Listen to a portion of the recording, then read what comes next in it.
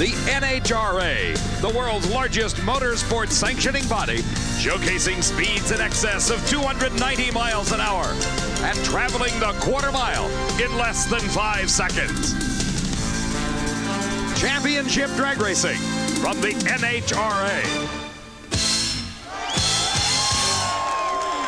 It was the bottom of the ninth, 2 out, bases loaded, the home team trailing by 1 run when Top Fuel dragster driver Kenny Koretsky stepped up to the plate at Reading, Pennsylvania's Municipal Stadium.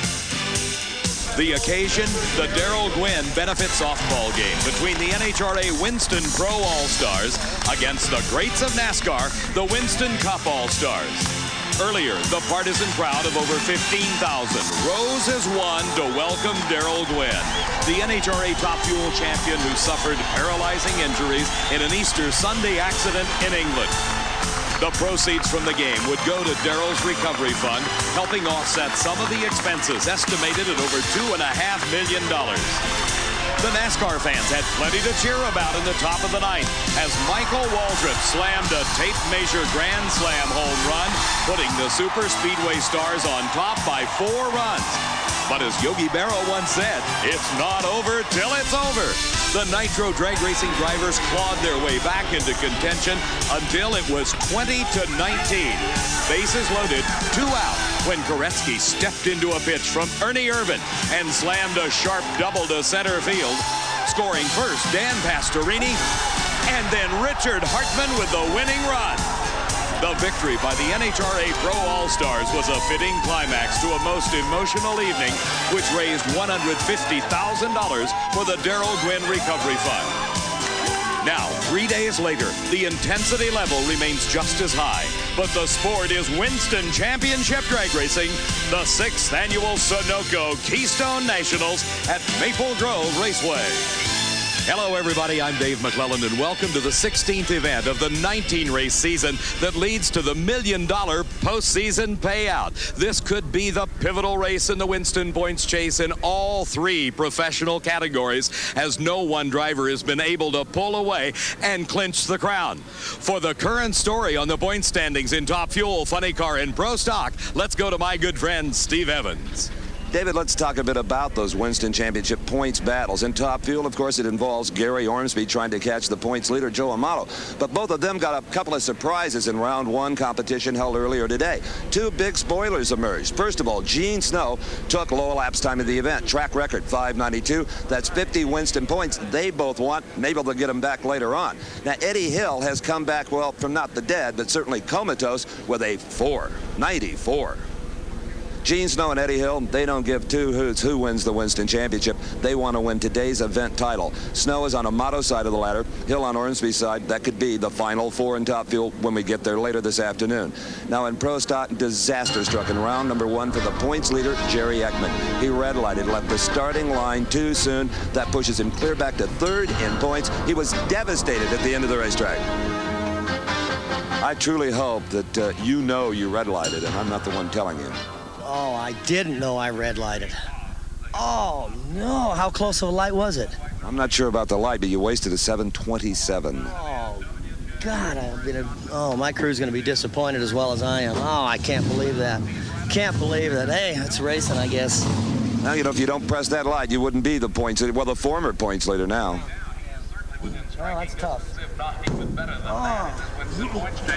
In Funny Car, both points leader John Force and his pursuer Ed McCullough got a big shock from this big red car driven by Mark Oswald. Oswald, 5.22, low elapsed time of the event.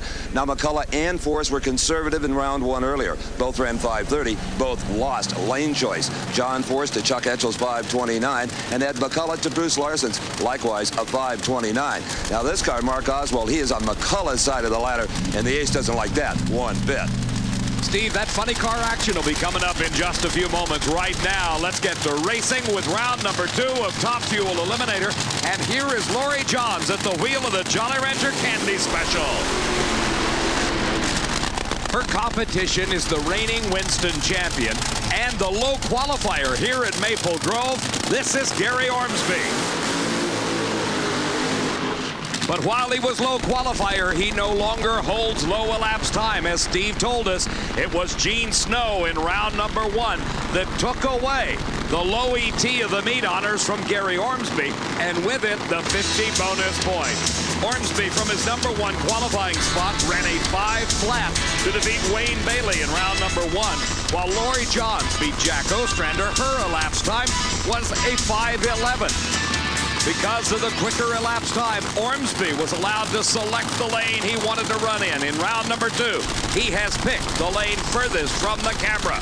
For Ormsby, he already has one major accomplishment here at the Keystone Nationals. He's gotten past round number 1.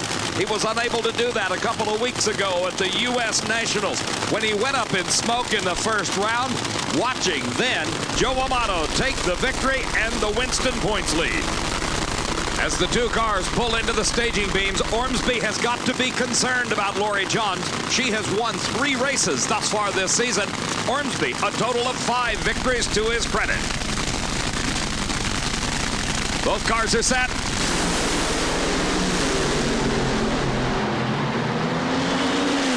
Ormsby pulls away to victory. Another 5 flat, and even more incredible, another 290-mile-an-hour time. His 3rd consecutive run at over 290. Johns was close, 5:08 at 266. Crew Chief Lance Larson starting the engine for Chris Karamessinis. The Golden Greek, at the age of 62, as competitive as he has ever been in 30-plus years of drag racing. His competition, the most recent winner on the NHRA trail, this is Joe Amato.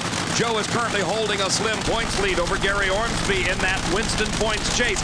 And the way the ladder shapes up today, by virtue of their qualifying position, both Ormsby and Amato could not meet until the final round.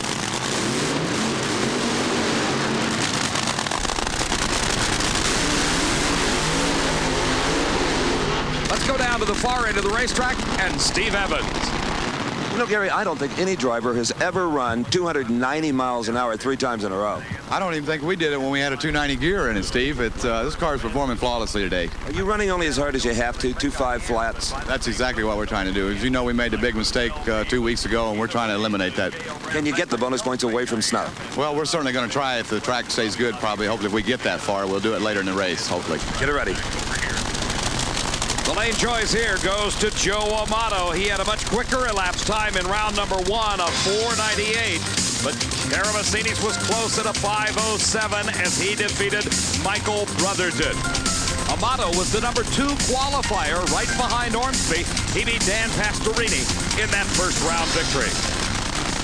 After the burnout, Tim Richards, the crew chief for Joe, looking on intently, checking over that 4,000-plus horsepower race engine.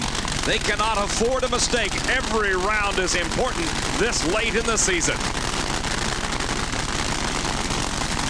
Taking their time staging. The drivers making sure they're ready. Amato in the far lane by a car length defeats Karamessinis. Another great race. 4.98 seconds at 284 miles an hour. A losing time of a 5:04, 273 for Karamessinis. Only 44 thousandths of a second separated the two drivers. The 1990 NHRA Sunoco Keystone Nationals is being brought to you by Quaker State. The Big Q is One Tough Motor Oil. And by Budweiser, Beechwood 8 for that clean, crisp taste. This Bud's for you. And by Autolite Spark Plugs, the only plugs guaranteed for 2 years, no matter how far you go. More Top Fuel action coming up next.